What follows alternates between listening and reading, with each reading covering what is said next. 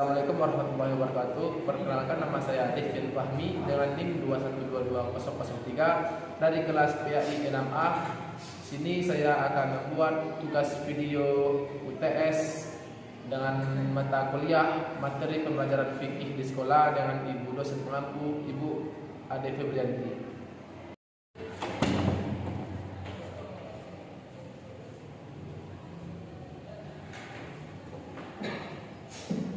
Assalamualaikum warahmatullahi wabarakatuh. Waalaikumsalam warahmatullahi wabarakatuh. Bagaimana kabarnya anak Bapak? Alhamdulillah luar biasa. Allahu Akbar. Alhamdulillah sangat semangat sekali pada pagi hari ini ya. Siapa yang tidak hadir pada hari ini? Hadir semua, Pak. Hadir semua. Pak. Baiklah, terima kasih atas kehadirannya Bapak semua. Di sini sebelumnya kita sudah mempelajari tentang nafkah, sedekah dan hibah. Maka pada pertemuan selanjutnya kita akan membahas konsep fikih, sejarah dan perkembangannya. Bapak minta menurut anak Bapak dulu, apa itu fikih? Siapa yang tahu? Menurut pendapat masing-masing saya. Pak. Sebenarnya tadi Islam. sebelum bisa. Iya. Ada lagi yang satu lagi? Lagi Pak. Silakan. Yang cara kita mengetahui hukum Islam. Bagus. Tepuk tangan kepada fikih. Fikih ini ditinjau dari segi bahasa ialah dari bahasa Arab yang artinya itu memahami secara mendalam, mengerti dan ahli. Adapun fikih dikutip dari pendapat Abdul Wahab Khalaf, yakni fikih ini ialah kumpulan atau ketetapan hukum syara yang berkenaan dengan perbuatan manusia yang diambil dari dalil-dalil yang jelas dan terperinci. Dari pengertian di atas dapat dipahami bahwa fikih itu berkaitan dengan berbagai ketentuan hukum syara, baik yang ditentukan oleh semua oleh Allah dan Rasulnya dalam Al-Quran maupun hadis, maupun ketetapan hukum syara yang ditetapkan oleh para ahli fikih atau mujtahid dari masa ke masa. Itu sedikit banyaknya tentang pengertian dari fikih. Masuk kita ke sejarah dan perkembangan fikih tersebut. Latar belakang munculnya ilmu fikih ini ialah karena pada abad kedua Hijriah daerah kekuasaan umat Islam semakin luas karena persebaran pada masa itu memang lagi banyak-banyaknya, lagi gencar-gencarnya.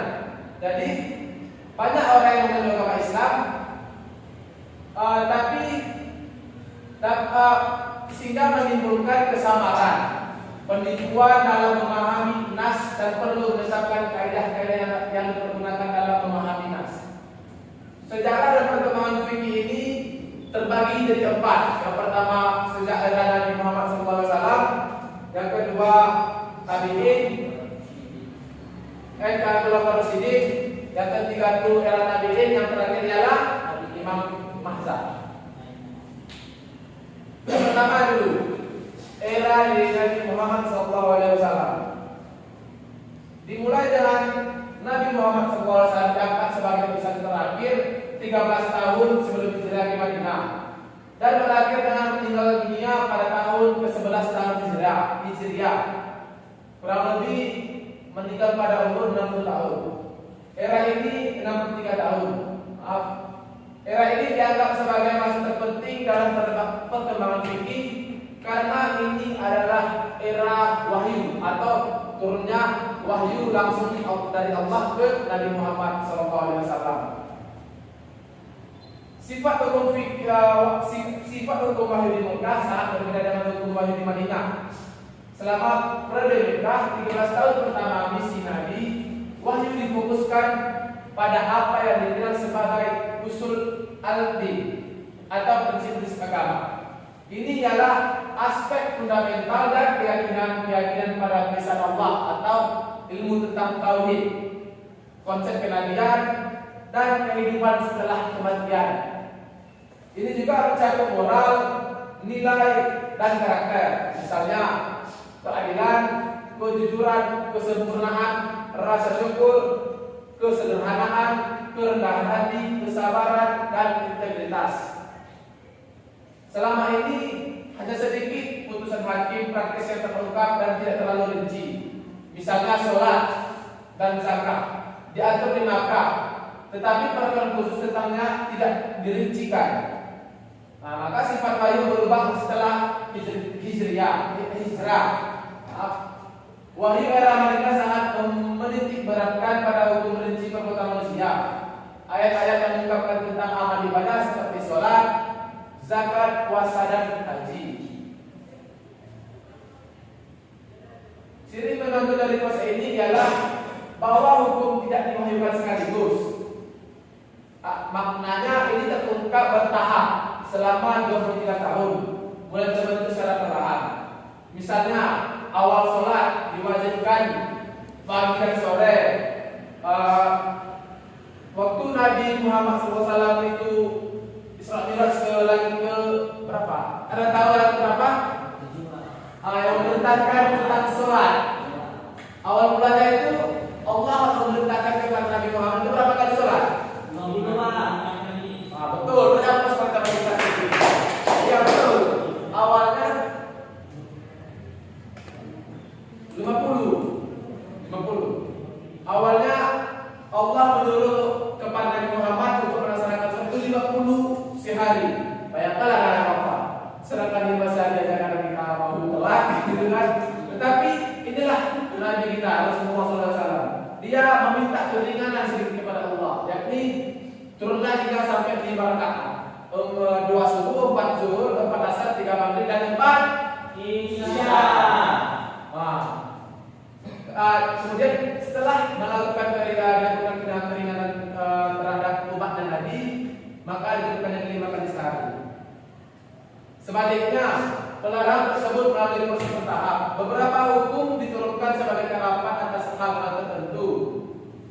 Hal utama yang perlu dicatat ialah bahwa sumber dari semua hukum ini adalah wahyu, baik secara melalui Al-Quran maupun tidak, yakni melalui sunnah Nabi. Masuk kita ke 2, yakni era Khalifah Ar-Rasyidin. Ada yang tahu berapa Khalifah Ar-Rasyidin kita? Berapa? Siapa-siapa saja? Khalifah Abu Bakar, Umar, Utsman, dan Ali. Betul, para sekarang proses ya, Khalifah itu ada apa yang saya berikan dari teman-teman kalian tadi. Zaman ini dimulai setelah Nabi Muhammad SAW wafat pada tahun 11 Hijriah dan berlangsung selama kurang lebih 30 tahun hingga 40 Hijriah.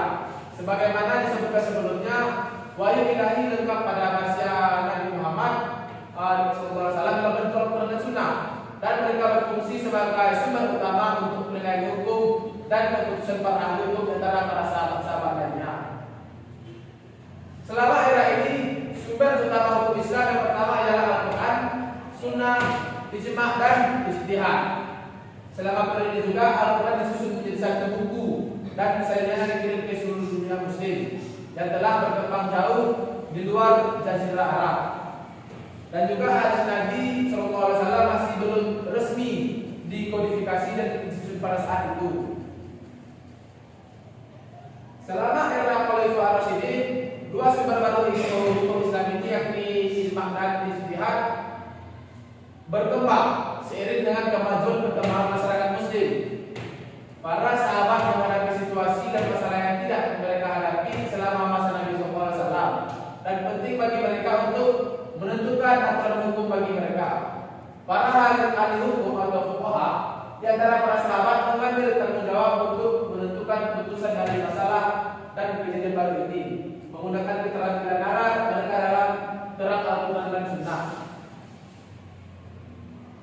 Masuk kita ke era yang ketiga, yaitu era tabi'in.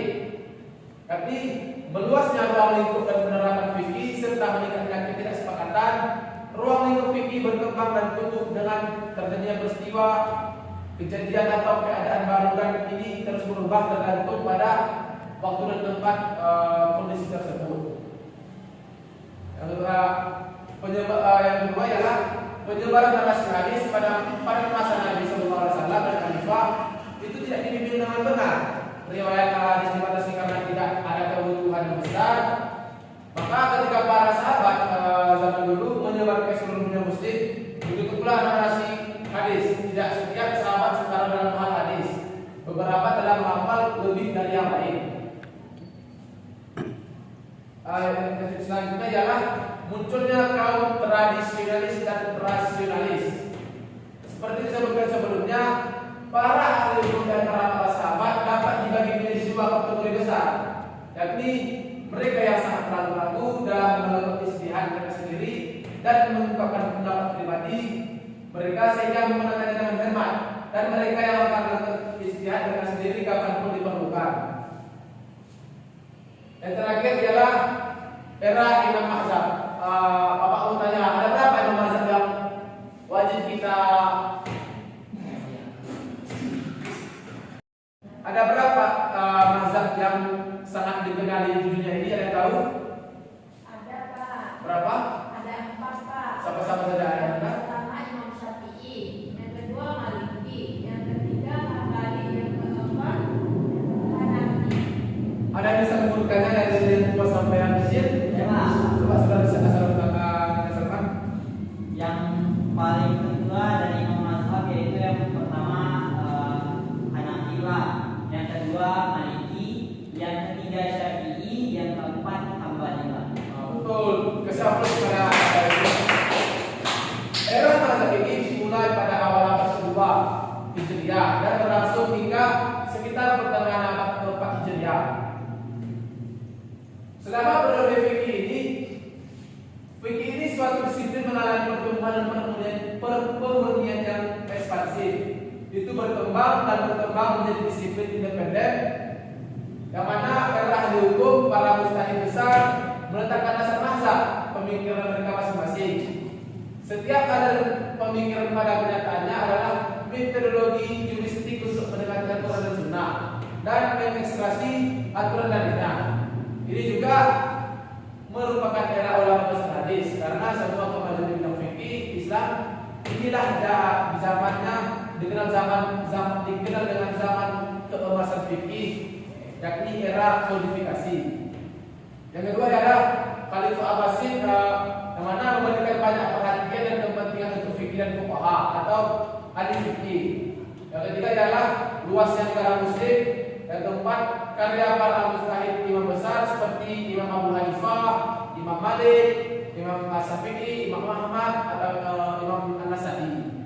Dan yang terakhir adalah kodifikasi hadis. Itulah materi kita pada pagi hari ini. Adakah apa yang tidak paham dengan materi kita? Alhamdulillah sudah paham. Jadi untuk tugas berikutnya Bapak minta anak-anak Bapak ke minggu berikutnya untuk mencari sumber referensi yang lebih banyak tentang mengenai persebaran ilmu fikih di dunia. Baiklah, karena waktu sudah habis, Bapak akhiri dengan Assalamualaikum warahmatullahi wabarakatuh.